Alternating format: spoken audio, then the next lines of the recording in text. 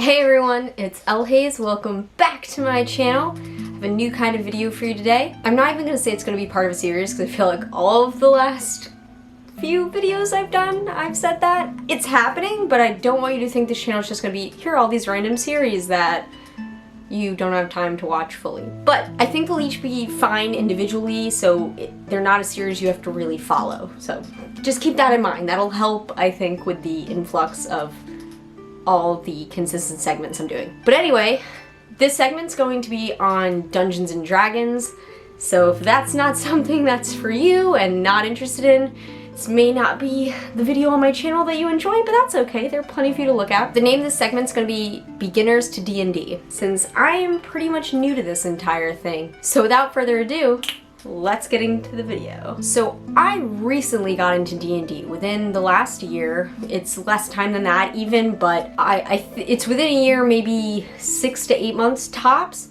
However, I did a one-shot, and then I did, my DM thinks we only did 4 sessions with the previous group, so I don't actually know how many times we met. I don't exactly remember, but I've recently joined a campaign that's supposed to be more consistent.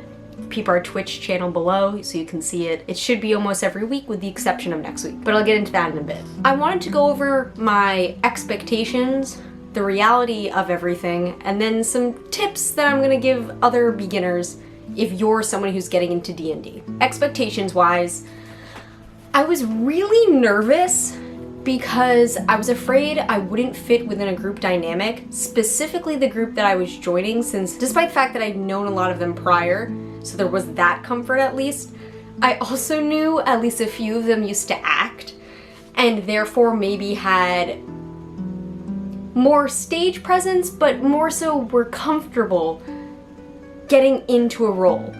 I had done drama club with them, but I was never really the actor, so I was a little nervous going into it that I wouldn't really fall into the role playing to the extent that I wanted to. I was also concerned that all the mechanics and minute details of D&D would go so far over my head that I wouldn't really be able to get into any of it / play effectively.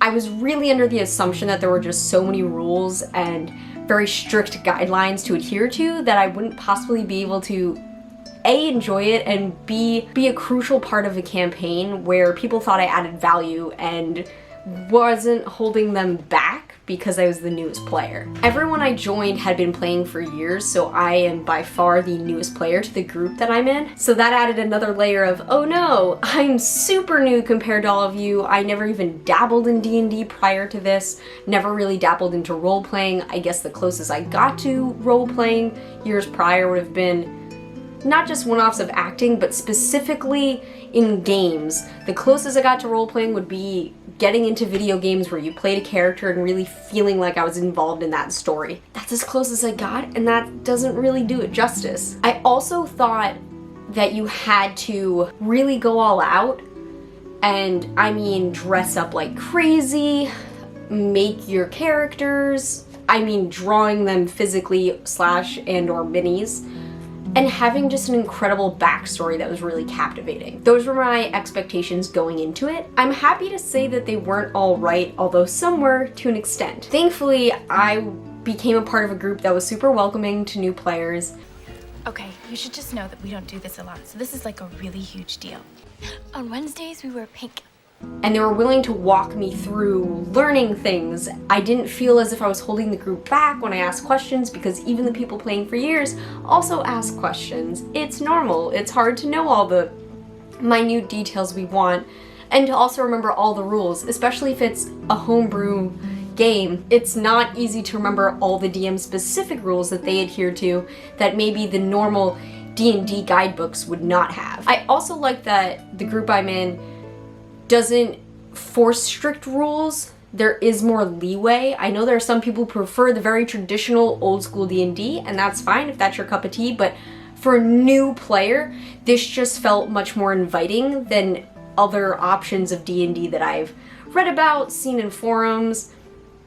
This just seemed like the most user-friendly for someone who had no experience with it prior. Even though I ended up being with people who had acting experience, who'd been doing this for a while, I ended up really getting into it. And maybe there's something to be said for joining people who've been doing it for a while, because their excitement helps excite me. It's almost when I perform, or when you see any artist you enjoy performing on stage. I sing, if you don't know that. I sing. It's the same way in which a performer will vibe off the audience and that helps excite them, or their bandmates and that helps get them going. Having a group that was so into the story we were telling and a part of really helped me get into it.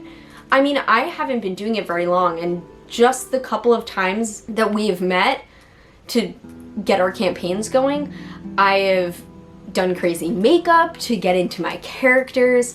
I'm already excited for Vampire the Masquerades that we're going to be doing soon, and I've already bought my things for that. I realized that my experience was going to be what I was willing to let it be, if that makes sense. No one was going to be able to force me to get excited about it or get me out of my shell. And I'm not saying I'm shy, but I'm definitely not the most outgoing person in the group. I think once I let go of any preconceived notions I had, or any concerns of feeling weird or embarrassed by what I was doing, once I stopped caring, I was able to really get into my characters. The first campaign we did, I played a tiefling named Rosenthorn, and I just loved it. I drew all over my face. I don't even think I have images of it, but I'll look in case I do. But I drew almost like tree branches all over my face, and I played kind of a stubborn, mysterious, not quite as mysterious as someone else in our group, and closed off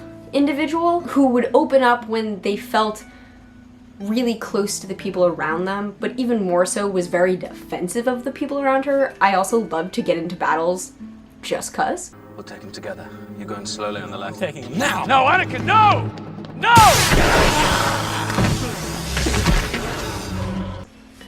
So I learned that the way I behaved and the way that I was willing to act, people would just accept. No one else in the group does crazy makeup or really does anything different physically for their character. I know some of them have trinkets that they use in other groups, but I was initially nervous to do anything to my appearance when no one else was, but they were so into it, and I got inspiration from the DM, so it felt great. It just felt like I was being supported, and I found a group of people who really got me. In terms of making a crazy backstory, drawing out your character, anything like that, I realized, just like I said prior, you don't have to do any of that. Whatever helps you get into character is what everyone would recommend and what I was told to do. Just whatever makes you feel more like the character you're about to play, because you're probably gonna be doing this for months, maybe a year, maybe more. Who knows how long your campaign's gonna be. So just whatever you can do to feel as immersed into this person, this being, as you can be, is going to benefit you the most in the long run. That's getting kind of into the tips I was gonna give, so let's segue on into that. My advice to someone just starting out, finding a D&D group, I'll do a different one on how to find a group, things like that. But specifically, once you've found your group and you're getting started and you're a little nervous and jittery, one, I would recommend doing something to make your character feel more like you. Drawing on my face made my character feel like my character. Then I started doodling her, and I am not an artist, but I made the image that I could come up with, and being able to visualize her helped me become her when we did the games. I also personally realized that by investing money into this hobby, it helped get me more excited about it. That's not for everyone, but I immediately bought dice. I've recently even bought a mini that I mentioned prior. I bought my own dice tray that I might have to get a new one because it's kind of small, but for the time being it works. I think having things that are yours and yours alone help you get more stoked about each step in this process and make it a little less daunting. I liked having my own sets of die, not because I didn't want to use someone else's or just because I need things that are just mine. I would pick out dice that I thought my character would have enjoyed. And maybe that's weird for some people, but that helped me really get excited about playing D&D. Another piece of advice that I wish I had taken when I first got into the campaign, because they all were telling me to do it last campaign and I didn't, was join D&D Beyond. At D&D Beyond. Sam. It makes your life a hell of a lot easier. That way I don't have to carry my paper character sheet with me everywhere. It's easy to mark if you've been hurt and you've lost hit points, or if you're suffering from some ailment or have been poisoned. It's just easy. It's all right there. All the information is right there. You don't have to remember, here's this weird thing that happens at this level. It's right in front of you. So get D&D Beyond. It makes it all digital. It makes it nice and easy. It's part of why I got my iPad that I mentioned in my favorites video. I should have done that from the get-go. And you can make a D&D Beyond for free. It's just once you want to get all the books and everything on it, you have to pay. But I was added to the campaign by people who've already paid for those things, so I also get access to it. So I'd recommend someone in the group paying for it, creating a campaign, and inviting the members to it. Just makes your life easier. It makes it so you as a new player aren't as freaked out by all the things you need to know, because I definitely spent a lot of last campaign rummaging through my notes trying to remember, oh, at that level I rolled 2 dice instead of 1, and I didn't do that for a decent portion of it, and I was supposed to be. So it'd be nice to just have that right in front of me and easily accessible. That's my recommendation. And as cliche as it is, above all else, just have ridiculous fun with it. And everyone says that for legitimately anything they talk about, but I mean it so much, because I absolutely love playing D&D, but I had to get out of my own way. I am someone who those close to me would characterize as not liking being in the spotlight. I know that's funny saying as I'm physically actually in front of 2 spotlights and also putting myself out there on the internet, but I am not the person who wants all eyes on them in public and is the center of attention at a party, if I even go to a party. It's not my way. Having to kind of get comfortable within my own skin and being confident in the character I'm portraying, even if people laugh, like it's okay. No one's doing it maliciously. I'd hope you find a group where no one's doing that maliciously. But I had to get out of my own way and get excited about the character I'm playing and almost lose myself in them. I know this was kind of rambly, but I wanted to share this new hobby with all of you. I've mentioned it briefly at some points in certain videos, but we do so much on the Nerds Alive Twitch channel for D&D, and our campaign's gonna be live almost every Saturday now, that it just made sense to let you all know about it so you can check it out. And if you're interested in getting into D&D, check us out on our Twitch. You can see the campaign going on. You can get an idea of it as someone new. That's also something else you can do. You can go check out Twitch channels of people streaming D&D so you can get an idea of how you can prep for your D&D stuff, how characters behave, what they do to get ready and get in character. All of those little things will help ease your concerns being the new player. And I'm just excited to see where this campaign goes.